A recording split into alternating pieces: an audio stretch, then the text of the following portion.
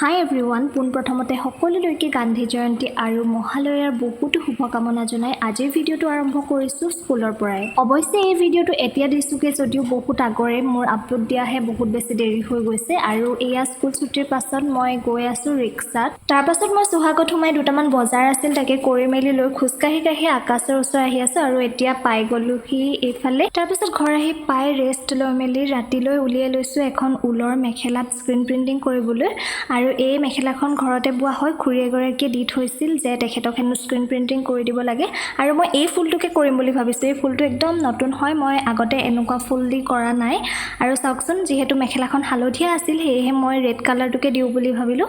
মোৰ কিন্তু বহুত বেছি ভাল লাগিছে, আপোনালোকৰ কেনেকুৱা লাগিছে জনাবলৈ নাপাহৰিব। আৰু পাছদিনাখন ৰ'দত ক্লিপ দুটামান লৈছিলোঁ সেয়েহে ইয়াৰ লগতে এড কৰি দিছোঁ। আৰু স্মল বিজনেছ অ'নাৰসকলৰ কাৰণে ৰ'দটো কিমান ইম্পৰ্টেণ্ট সেইটো চাগে মই নকলেও হ'ব। কাৰ লগত ৰিলেট আছে যদি সেই ভিডিঅ'টো চাই আছে এবাৰ কমেণ্ট কৰি জনাব। স্ক্ৰীণ প্ৰিণ্টিং ঊলৰ কাপোৰত মই এইবাৰে প্ৰথম কৰিছোঁ। বহুত ভয় কৰিছিলোঁ, বহুতক সুধিছিলোঁ যে কালাৰটো উঠিব নে নুঠে, তেখেতলোকেও জনালে কৰি পোৱা নাই, বেছি ডাঠ হ'লে নুঠিবও পাৰে, তথাপিতো মই ট্ৰাই কৰিলোঁ। এইফালে চাওকচোন, কালাৰটো খুব ধুনীয়াকৈ উঠিছে, মোৰ বহুত বেছি ভাল লাগিছে। আপোনালোকেও যদি ঘৰতে বৈ থোৱা সাদা কাপোৰ এযোৰত এনেদৰে স্ক্ৰীণ প্ৰিণ্টিং কৰি ল'ব বিচাৰে তেনেহ'লে কৰিব পাৰে। খুব ধুনীয়াকৈ কালাৰটো ধৰি যায়, দেখিছেই নহয়।